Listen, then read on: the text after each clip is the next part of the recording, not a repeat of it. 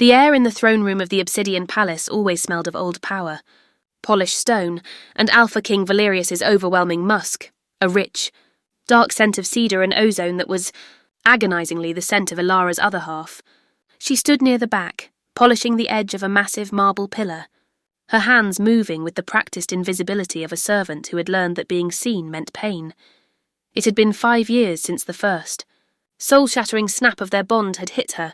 5 years since the moment she realised her lowborn, practically scentless life was irrevocably tied to the most powerful man in the werewolf world. And for 5 years he had ignored it. Ignored her.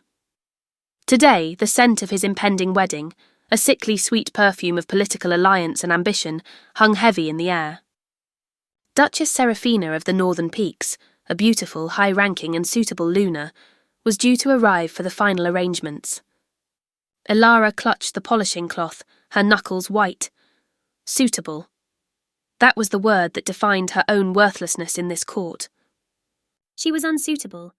Her own faint scent, a quiet whisper of pine needles and rainwater, was easily masked by the palace's strong, perfumed air. It was a blessing and a curse. A blessing because it kept her invisible. A curse because it meant Valerius had the perfect, cruel excuse. Valerius himself was a breathtaking vision of power.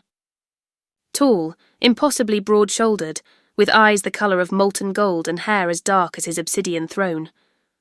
He spoke now, his voice a low rumble that vibrated through the stone floor and straight into her chest. He was discussing border security with his beta Gareth. "The rogue attacks are escalating!" Valerius's voice was sharp, laced with impatience. "I want the defences doubled by the full moon. My marriage to Seraphina will bring us the manpower we need to crush this threat permanently." Ilara's breath hitched. Crush this threat! The threat she'd only heard whispers of. A dark magic entity, not just rogues, but something that left behind a cold, draining emptiness in its wake. She had dismissed them as scary stories until a few days ago. While cleaning the Alpha King's personal study, she'd briefly touched a map detailing the attacks. A fleeting sensation, a cold, metallic dread mixed with the faintest echo of her own unique, quiet magic, had washed over her. She knew instantly that this was no ordinary threat. But what was a pauper servant's intuition against the might of the Alpha King? As she retreated down a long corridor to the kitchen, a silver-plated tray balanced on her shoulder, she accidentally bumped into a visiting Delta. The delicate porcelain pitcher on the tray tilted, sending a splash of icy water onto the Delta's pristine uniform. "Watch it, filth!" The Delta snarled, spinning around. Ilara immediately dropped into a low, automatic bow.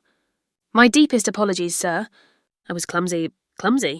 The man's low-ranking but still authoritative scent of smoke and leather filled the corridor. He grabbed her arm, his grip bruising. "You almost ruined my uniform before the king's banquet. Low-caste trash. That's what you are." Suddenly the air thickened. The surrounding scents seemed to retreat, leaving only the overpowering presence of cedar and ozone. Valerius, passing on his way to his chambers, paused. Ilara felt her blood run cold, not because of the Delta, but because of the king's attention. He rarely noticed her, and when he did, it was usually a dismissive glare. "Release her." "Delta!" Valerius commanded, his voice devoid of emotion, a mere formality of rank. The Delta instantly let go, bowing low. "My king, she spilled water on me. I was simply instructing her on proper palace protocol." Valerius's golden eyes flickered to Ilara, sweeping over her worn apron and downcast face. The acknowledgement of her existence lasted barely a second. His gaze was cold, empty, and piercingly impersonal. "The servants are meant to be invisible, not cause distractions. Go. Both of you." Ilara felt the sting of his words more than the Delta's cruel grip. Invisible. That was her role. She quickly retrieved the tray and scurried toward the kitchen, the king's commanding scent fading behind her, leaving a gaping, familiar ache in her soul. He hadn't defended her. He had simply chided her for breaking her vow of non-existence. The wedding was imminent. She had to find a way to sever the bond entirely before it broke her for good. The kitchen was a sanctuary of heat and the comforting, earthy sense of roasting meat and fresh herbs, a place where Ilara could almost forget the Alpha King and his cruel indifference. Chef Marius, a kind, stout wolf with a perpetually flour-dusted apron, was her closest semblance of family. He'd found her 5 years ago, a terrified orphan with barely a cent to her name and given her a job. "Ilara, honey, focus." Marius nudged her gently. "You've scorched the bottom of the king's honey biscuits again. What's wrong?" "Is it the wedding?" Ilara quickly switched out the tray. "No, Marius. I'm just tired. I had a long shift cleaning the West Wing." A lie. The king's upcoming nuptials were a constant suffocating weight. Every stitch of luxurious fabric, every polished piece of silver, every extra bouquet of exotic flowers felt like a nail in the coffin of her hopes. That evening, tucked into her small, cold cot in the servants' quarters, Ilara concentrated as she did every night. She was trying to push him away. She focused on the barely perceptible, shimmering thread of light that connected her soul to Valerius's. True mate bonds were supposed to be vibrant ropes of gold, thrumming with energy. Hers was a single fragile filament, and tonight, she noticed a disturbing change. The thread seemed thinner, almost translucent at the edges, and it faintly flickered. "It's weakening," she thought. A strange mix of relief and terror washing over her. Relief because soon she might be free. Terror because a true mate bond only naturally weakened if one of the mates was nearing death, or if a dangerous external force was actively severing it. The next morning, the palace was abuzz with activity. Duchess Serafina had arrived. Her scent, a heady mix of expensive jasmine and sharp ambition, radiated power. Ilara was tasked with serving tea in the grand receiving parlour. She kept her eyes glued to the silver tray, but she couldn't help but hear their conversation.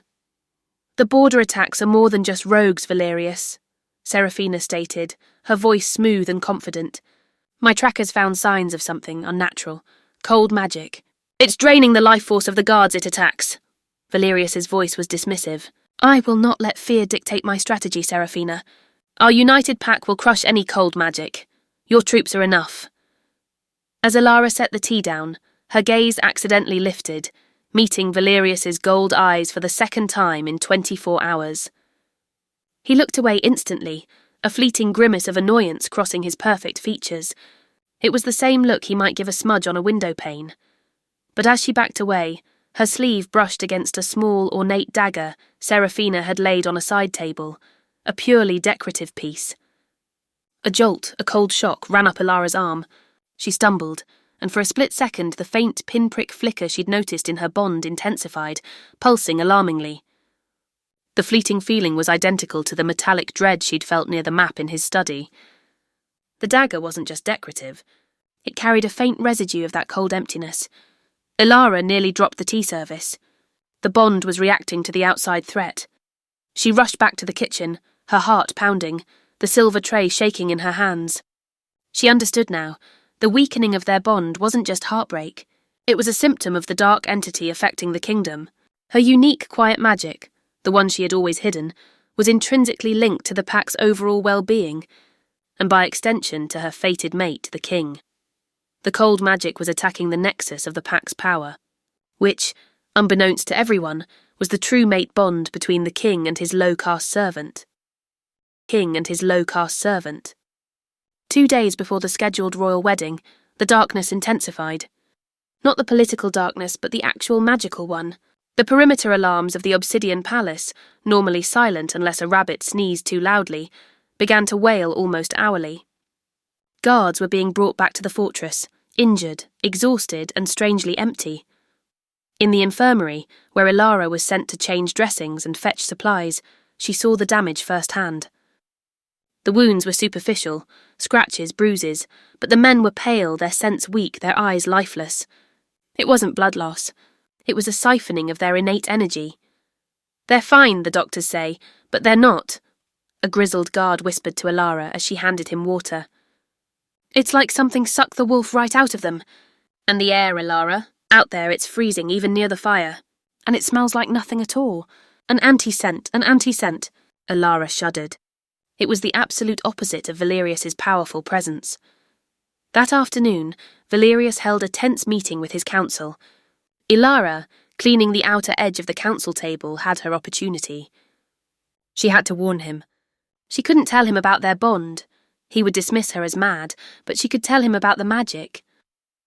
"My king," she started, her voice a reedy whisper, barely audible over the council's agitated arguments about troop deployment. Valerius stopped talking mid-sentence. He turned, his gaze heavy and impatient. "What is it, servant?" She took a deep breath, fighting the instinct to cower. "The injuries, my king. They are not normal. It's a magical drain. I saw something. The weapon Seraphina carries, the dagger. It has the same coldness as the scent on the injured men. This is not just a rogue attack. It is dark magic targeting the core of the pack." Silence descended upon the council chamber. A few wolves chuckled nervously. Valerius simply stared at her, his golden eyes hardening into chips of ice. "Your imagination, little mouse, is dangerous." Valerius's voice was low, cutting through the silence like a knife. "You are paid to clean, not to conjure fantasies about your future queen. Duchess Seraphina is a respected war leader, not a sorceress. You will not speak of this again. If you do, I will have you removed from the palace grounds entirely." He had utterly dismissed her. Worse, he'd threatened to cast her out, to sever the one physical proximity she had left to him. The blow was physical. She stumbled back, bowing low, murmuring a hasty, "Forgive me, my king." As she fled the room, she passed Seraphina, who was waiting just outside the doors. The Duchess gave Ilara a smile, a cold, calculated twist of the lips that didn't reach her eyes. A predator's smile. As Seraphina swept past, Ilara felt a distinct, subtle pull, a tiny, almost imperceptible siphon of her own energy. It was gone as quickly as it came, but it confirmed her fear. Seraphina wasn't just near the dark magic, she was actively using it. Ilara ran to her quarters, terrified but resolute. She had to act. The only thing she knew about her unique magic was that it was a natural amplifier. It could heal, strengthen, and, she now realized, it was subtly fighting the draining effect of the dark magic to keep the king and the pack afloat. If Valerius wouldn't listen, she would have to use her magic, but she had to do it secretly, or she would be executed as a witch. She had to find a way to shield the king and the pack before the wedding, before Seraphina finalized her terrifying plan. She would not let her mate, even one who hated her, fall victim to a dark plot. The night before the wedding, the sky was dominated by a chilling blood moon, casting the obsidian palace in a harsh crimson light. The atmosphere was thick with a nervous tension that transcended the excitement of the nuptials. The rogues, or whatever they were, had launched a full-scale assault on the east gate. Ilara, now tasked with emergency food preparation in the bustling, panicked kitchen, knew this was a distraction. Seraphina was a skilled tactician. She would use the external chaos to execute her internal plan. Around midnight, a messenger staggered into the kitchen, his face pale, his uniform torn. "The king! He's fallen!" Not injured by a wolf, but drained. He was too close to the gate. Panic seized Ilara's heart, overriding all her years of forced indifference. Valerius. She grabbed a vial of powerful, concentrated wolfsbane that Marius kept for medicinal emergencies, a powerful magical dampener, and raced through the back corridors towards the king's private wing. She found Valerius in his chambers, surrounded by 4 of his best guards. He was lying on his silk bed, shirtless, his muscular body slick with sweat. His usually vibrant scent of cedar and ozone was muted, almost a ghost of itself. His golden eyes were unfocused, and a sickly grey pallor was creeping under his skin. "He's been struck by the cold," Gareth, the baiter, muttered, his voice ragged with fear. "His life force is just dwindling." Seraphina stood at the bedside, looking distraught, but Ilara noticed the subtle shift in her jasmine scent. It held a triumphant, sharp edge. "We must find a healer, but the best healers are miles away." Seraphina wrung her hands. "Get out," Ilara whispered, stepping forward. All 5 wolves turned to her, stunned. "Servant, this is no time for cleaning." "Leave," Gareth snapped. "I said get out!" Ilara's voice, usually timid, cracked with a sudden fierce energy she didn't know she possessed. Her hands began to glow, a faint, iridescent silver light, the manifestation of her hidden, unique magic. The 4 guards, trained to follow immediate orders of power, were momentarily frozen by the unexpected magical force. Seraphina, however, recognized it instantly. Her eyes narrowed into slits of pure venom. "She's a witch. She must be the source of the dark magic."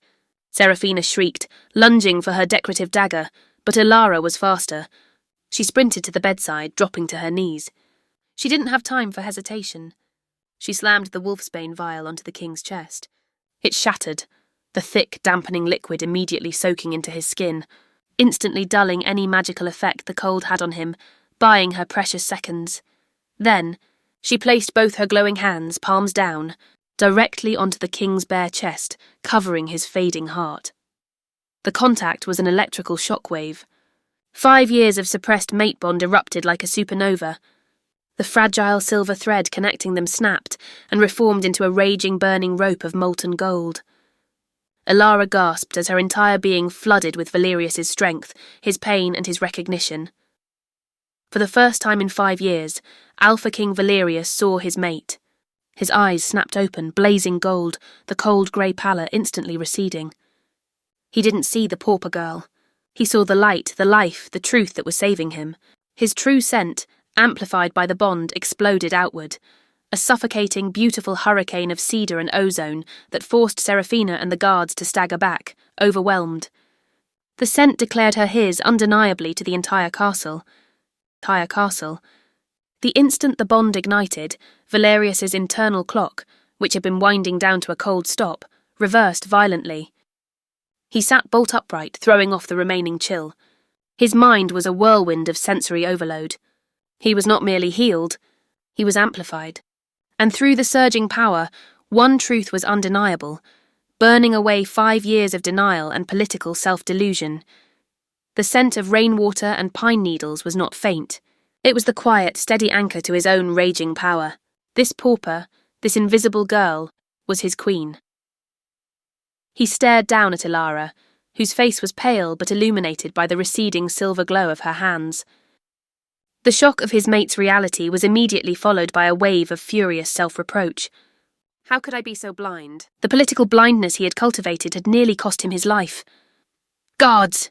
Valerius roared, his voice now a thundering, commanding growl that shook the chamber walls. "Arrest Duchess Seraphina, now!"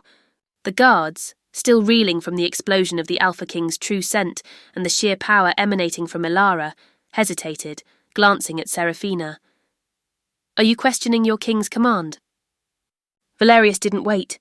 He shifted, not fully, but enough for his claws to extend, his teeth to lengthen, his imposing figure radiating lethal intent. The beta, Gareth, finally reacted, plunging forward with 2 guards to restrain the Duchess. "You fools! She is the witch! She attacked the king!" Seraphina screamed, struggling violently, her facade finally shattering. "I was his true Luna. I was meant to rule. He chose me over this scentless trash." As she fought, her skin began to ripple, and the sweet jasmine scent curdled into something acrid and metallic, the true anti-scent of the cold magic. "She is not trash," Valerius stated, pulling Alara up, his arm wrapping possessively and instinctively around her waist, anchoring her to his side. The simple act of contact sent a fresh wave of undeniable strength through both of them. "She is my true mate, and you," he spat, focusing on Seraphina, "are a parasite, a rogue sorceress attempting to drain the life from my kingdom." Seraphina was now fully exposed. She broke free from the guard's grip and lunged for the window, transforming into a shadow of shimmering black mist, the dark magic she was controlling. "You cannot stop me, Valerius. I will bleed your pack dry before the sun rises." Valerius's eyes, still locked on Alara, tightened. "She's weakening the perimeter!" He needed to go, but now that the bond was awake, stepping away from her felt like tearing off a limb. "Go." "Valerius," Alara whispered, finally finding her voice, the connection between them allowing her to understand his urgency. "I know how to stop her. The cold, it attacks life force. My magic amplifies life force. She is trying to sever the nexus, the heart of the pack. She is after the true mate bond itself. How could you know this?" Valerius demanded, holding her gaze, no longer skeptical, only desperate for the truth. "I felt the cold on the objects she touched. I felt the drain on the guards. I felt the flicker in our bond," Alara explained rapidly. "Or the source is her dagger. It's a focus for the siphoning magic. I need to get rid of it." Valerius, understanding the immediate threat, nodded curtly. "Gareth, secure the chambers. Find the dagger. Alara, you stay with me." You will not leave my side." He lifted her into his arms, a shocking display of possessiveness, and raced out of the room. The Alpha King, 5 years too late, had finally realised that his queen was his greatest, and perhaps only, weapon. Valerius carried Alara down the echoing, marble corridors towards the war room, where the tactical maps were spread out. With the bond active, his senses were so heightened that he could hear the faint, cold shimmer of Seraphina's shadow form moving along the palace walls. The true power of an Alpha King was not just his strength, but his connection to his pack, a connection that had been dull for 5 years, but now raged, centred entirely on the small woman in his arms. "Tell me everything you know." "Alara," Valerius commanded, his eyes sweeping the hallway for threats. He placed her gently on a sturdy table in the war room. Alara's mind, linked to his, worked with astonishing speed. She pointed to a section of the map where the rogue attacks were most concentrated. "She is targeting the oldest boundary stones. They contain a residual essence of the pack's original foundation magic. Her ultimate goal isn't just to kill you, but to permanently rupture the pack's foundation. If the foundation is shattered, the pack will scatter, its magic will drain, and she can harvest the leftover energy to make herself invincible." "The daggers," Valerius growled, understanding. "She uses them to plant the drain, the cold, into the boundaries and the people." "Yes," Alara confirmed. "The bond. Our bond is the nexus that stabilizes the foundation. By actively ignoring me, you weakened the nexus, making the pack vulnerable to her attack. The strengthening of our bond is already counteracting the drain. But we need to find the main source of her power before she can complete the severance." As they spoke, a surge of cold air burst through the closed windows of the war room, chilling the air instantly. A piece of the map on the table shriveled, turning black and brittle. Seraphina was close. Valerius stood between Alara and the window, his back to her, shielding her. Where is the core of her magic? Where would she place her final drain? Alara closed her eyes, letting the full force of their connection flow through her. She reached out, using the newfound clarity of the mate bond, searching for the deepest source of the cold. It wasn't at the boundaries. It was deep underground, directly beneath the palace's oldest structure. "The crypt of the first Alpha," Alara gasped, her eyes snapping open. "It's a decoy. The crypt holds the original heartstone of the pack, the source of all its magic. She's not after the boundaries, she's after the heart." Valerius didn't hesitate. "Stay here." He turned to leave. "No." Alara grabbed his massive forearm, the sheer need to be with him now an overwhelming physical sensation. "If she severs the heartstone, the bond will break, and if the bond breaks, you die. I am the counter-magic. I have to be with you. You need my power to amplify your own against her siphoning magic." He looked at her, his golden eyes filled with a ferocious mixture of terror, regret, and fierce protectiveness. He saw the truth in her eyes, the life force radiating from her.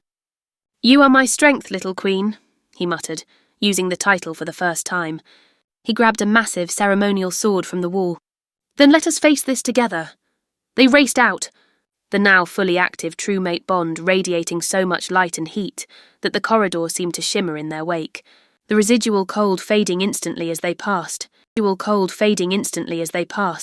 The journey to the crypt of the first Alpha, located 3 levels below the palace, was a frantic race against the cold.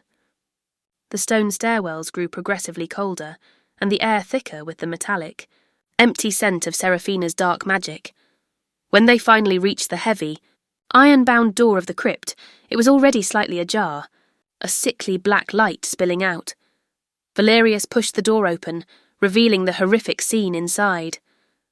The crypt was a vast circular chamber. In the centre, on a raised dais, was a large unadorned stone, the Heartstone, pulsing with a faint internal light. Seraphina, in her corrupted shadow form, stood over it, her hands raised, chanting in a hissing alien language. Her remaining 4 decorative daggers were plunged into the earth around the stone, acting as anchors for her siphoning spell. The stone's natural light was rapidly dimming, being replaced by a pulsating blackness. "Seraphina!" Valerius roared, his wolf fully surfaced, his eyes blazing, a sound of absolute command and fury. The shadow spun around, solidifying partially into her human form, though her eyes were now pure black voids. "Valerius, you should have married me when you had the chance. Now I will simply take your power and your pack." She laughed, a dry, rasping sound. "And look! You finally realized you had a true mate. How romantic. Too bad the bond is about to snap once and for all." Valerius drew his sword, but Elara held his arm. "Don't attack yet. She's draining the stone. That makes her stronger. We have to break the anchor daggers first." Seraphina smiled, a truly terrifying sight. "Too late, little servant. The magic is almost complete. My darkness is too strong for your tiny hidden light." Elara took a step forward, completely unprotected. She looked at the heartstone. The siphoning was almost complete. She had one chance. Valerius watched, paralysed by the sudden, reckless courage of his mate. Elara didn't use force. She didn't use a blast of silver light. Instead, she knelt, placing her glowing hands on the cold stone floor, reaching out with her mind, channeling the full, blazing intensity of their true mate bond. She wasn't fighting the darkness. She was overwhelming it with life. The true mate bond was the nexus, the amplifier. Elara used it to connect to the dying heartstone. The moment the connection was made, a blinding, white gold flash erupted from her palms, travelling through the stone floor and straight into the heartstone. The stone, which had been turning black, instantly reverted to its original brilliant white light, now pulsing with 1,000 times its former power, the amplified energy of the true mate bond. The sudden, immense surge of life energy was an agonizing poison to Seraphina's siphoning magic. She shrieked, a sound of pure pain and defeat as the energy violently recoiled. The 4 dark daggers exploded outwards in shards of metal, the anchors shattered. "No!" "My power!" Seraphina screamed, stumbling backward, the black void in her eyes flickering with panic. The amplified light of the stone instantly began to burn her shadow form, consuming the dark magic. Valerius seized the moment. With a guttural war cry, he lunged forward, his silver ceremonial sword, now channeling the light amplified by Elara, driven deep into the dissipating shadow. The combination of the true mate amplified light and the pure silver was lethal to the dark magic. Seraphina let out one final, blood-curdling wail as her form dissolved into nothing but ash, and the sickening, metallic anti-scent vanished forever. Silence descended upon the crypt, a final, profound peace that settled deep into the foundation of the palace and the hearts of the pack. The heartstone glowed steadily, powerfully, its light a symbol of the newly restored strength of the kingdom. Valerius ripped his sword from the ash, turning immediately to Elara. She was still kneeling, exhausted, her silver light faded, but she was smiling, a genuine, radiant smile that made his heart ache with a depth of emotion he hadn't known he was capable of. He crossed the distance between them in 2 massive strides, pulling her tightly into his arms. The scent of cedar and ozone mixed with the quiet pine and rainwater, a perfect, overwhelming harmony that officially sealed the bond, not just magically but emotionally. "Elara," he murmured into her hair. "The word a prayer, a confession, and a promise. 5 years. I was a fool. A political puppet. I denied the most powerful force in the universe to chase a shadow." Elara leaned back slightly, her gaze meeting his, and the pure, unconditional love in her eyes was almost too much for the king who had scorned her. "You are not a fool, Valerius. You are my mate, but you must rule with your heart, not just your crown." He gently ran a calloused thumb over her cheek, a touch full of reverence. "My heart is now yours, little queen, completely. You saved my life, the pack, and the very soul of this kingdom." Word of the events quickly spread. By dawn, the entire palace, and soon the kingdom, knew that the Alpha King's true mate was the pauper servant, Elara, the girl whose quiet magic had countered a dark sorceress and saved the king on the eve of his false wedding. The Alpha King's powerful scent, which now radiated absolute, undeniable devotion to his Luna, confirmed the truth to every wolf. Valerius immediately summoned the council and, in a ceremony stripped of all political pretense, he presented Elara to his people. He did not crown her with a diamond tiara, but with a simple circlet woven with silver-tinged pine needles. "I present to you, my family." Valerius's voice boomed across the assembled pack. "Elara, the true Luna of the Obsidian pack. The light I was too blind to see, the strength I was too proud to accept. She is the anchor of my power, the guardian of our peace, and the one true queen of this kingdom." Ilara, standing beside him, felt no fear, only the unwavering, protective certainty of their bond. Her small, quiet magic was no longer hidden. It was the acknowledged nexus of the pack's resilience. Valerius, now ruling with the full, pure power of his awakened bond, was more formidable than ever, and his people flourished under the true bond's radiant light. The Alpha King had spent 5 years ignoring her scent. He would spend the rest of his life making up for every single moment. The reign of King Valerius and Queen Ilara had begun, founded not on political ambition, but on the unshakable, fated love of a pauper girl and her true mate.